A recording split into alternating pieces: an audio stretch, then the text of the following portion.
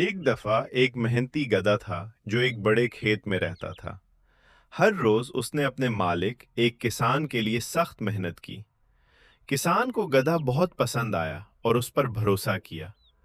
किसान के पास गंदम का एक वसी खेत और कटाई के मौसम में मदद के लिए बहुत से कारकुन थे।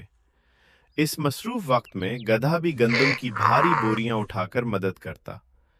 दोपहर के खाने के वक्त किसान की बीवी ने खाना तैयार किया और एक थैले में रखा, जिसे उसने गधे के गुसल पर बांध दिया। गधा कटी हुई गंदम भी शहर ले जाता। बोझ भारी होने के बावजूद गधे ने कभी शिकायत नहीं की।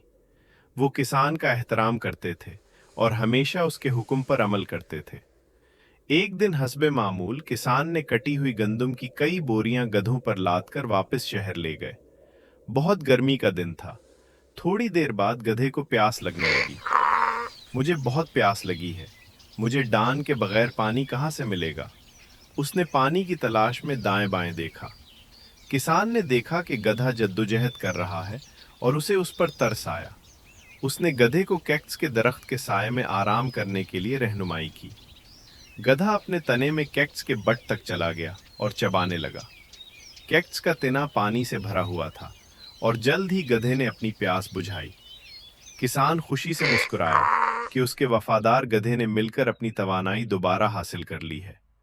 उन्होंने कहानी की अखलाकियात सुनाने के लिए अपना सफर जारी रखा।